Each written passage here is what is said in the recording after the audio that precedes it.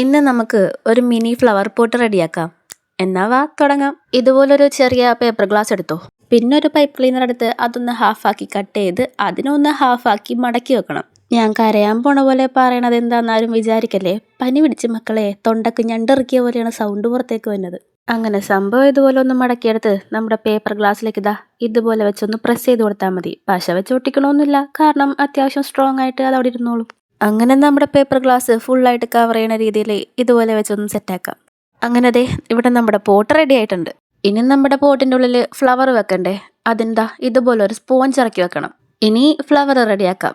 അതിനും നമ്മുടെ pipe cleaner ഇതുപോലെ ഒന്ന് ഹാഫായിട്ട് കട്ട് ചെയ്യണം. അങ്ങനെ അതിൽ നിന്ന് ഒരു ഹാഫ് പോർഷൻ എടുത്ത് പിന്നെ ഹാഫാക്കി മടക്കി താഴത്തേക്ക് ഇതുപോലെ വെച്ച് നമ്മുടെ വീഡിയോയിൽ കാണുന്നത് പോലെ ചെയ്താൽ ഫ്ലവറിനുള്ള 2 പെറ്റൽസ് ഒരുമിച്ച് കിട്ടും. അങ്ങനെ ദേ ഒരു 5-6 നമ്മൾ റെഡിയാക്കിയിട്ടുണ്ട്. ഇനി ഫ്ലവറിൻ്റെ സെൻറ്ററിൽ വെക്കാനുള്ള സംഭവം പൈപ്പ് ക്ലീനർ ഇതുപോലെ റൗണ്ടിൽ ചുറ്റി ഒന്ന് സെറ്റ് ചെയ്തെടുത്താൽ മതി. ചുറ്റണത്തിൻ്റെ എൻഡ് ഇതുപോലെ ഉള്ളിൽ കൂടി എടുത്തൊന്ന് വലിച്ചു കഴിഞ്ഞാൽ സംഭവം അവിടെ ടൈറ്റായിട്ട് ഇരുന്നോളും. ഇനി നമ്മുടെ ആ റൗണ്ടിലേക്ക് ഓരോ പെറ്റൽസ് ആയിട്ട് ഇതുപോലെ വെച്ചൊന്ന് ഒട്ടിച്ചു കൊടുക്കണം. നിങ്ങളുടെ കയ്യിൽ ഗ്ലൂ ഗൺ ഉണ്ടെങ്കിൽ അത് യൂസ് ചെയ്യുന്നതായിരിക്കും ഏറ്റവും ബെറ്റർ. അങ്ങനെ നമ്മുടെ ഫ്ലവർ റെഡിയായി. ഇനി അതിൻ്റെ സെൻറ്ററിൽ വെക്കാനായിട്ട് ഒരു സംഭവം കൂടി റെഡിയാക്കാനുണ്ട്. അതിനൊരു ടൂത്ത് പിക്ക് എടുക്കുക, നമ്മുടെ പൈപ്പ് ക്ലീനർ ഇതുപോലെ ഒന്ന് ചുറ്റി കൊടുക്കുക. അങ്ങനെ ചുറ്റിയ സംഭവം ഇതുപോലെ റൗണ്ടായിട്ടൊന്ന് എടുക്കണം. അങ്ങനെ ആ റൗണ്ട് നമ്മുടെ ഫ്ലവറിൻ്റെ സെൻറ്ററിൽ ഇതുപോലെ വെച്ച് ഒന്ന് ഒട്ടിച്ചു കൊടുത്തേക്ക്. ഇനി നമ്മുടെ ഫ്ലവറിന് നേരെ നിൽക്കാനുള്ള തണ്ട് റെഡിയാക്കാം. നേരത്തെ നമ്മൾ ഫ്ലവറിൻ്റെ സെൻറ്ററിൽ വെക്കാനുള്ള സംഭവം ചുറ്റി റെഡിയാക്കിയില്ലേ, സെയിം പ്രോസസ്സ് തന്നെ ഇവിടെ. ചുറ്റുക, അതിൻ്റെ എൻഡ് ഉള്ളിൽ കൂടി കയറ്റി ഒന്ന് വലിച്ച് ടൈറ്റ് ചെയ്യുക. അങ്ങനെ റെഡിയാക്കിയ തണ്ട് നമ്മുടെ പൂവിൻ്റെ ബാക്കിൽ ഇതുപോലെ വെച്ച് ഒന്ന് ഒട്ടിച്ചു കൊടുത്താൽ മതി.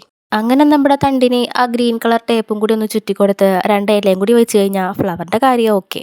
അങ്ങനെ നമ്മുടെ ഫ്ലവർ ഇവിടെ റെഡിയായി. ഇനി ഈ ഫ്ലവർ പോട്ടിലേക്ക് ഇറക്കി വെക്കുന്ന ചടങ്ങാണ്. അങ്ങനെ ആ ചടങ്ങും നമ്മൾ അതിഗംഭീരമായി നിർവഹിച്ചു കഴിഞ്ഞു. അങ്ങനെ നമ്മുടെ കുഞ്ഞ് ഫ്ലവർ പോട്ട് ഇവിടെ റെഡി ആയിട്ടുണ്ട്. സംഭവം ഇഷ്ടപ്പെട്ടെങ്കിൽ എന്തായാലും ട്രൈ ചെയ്ത് നോക്കണേ. പിന്നെ ലൈക്ക് ചെയ്യാനും കമൻറ്റ് ചെയ്യാനും നമ്മുടെ ചാനൽ സബ്സ്ക്രൈബ് ചെയ്യാനും മറക്കണ്ട. അപ്പോൾ ഇനി പിന്നെ കാണാം. ബായ്.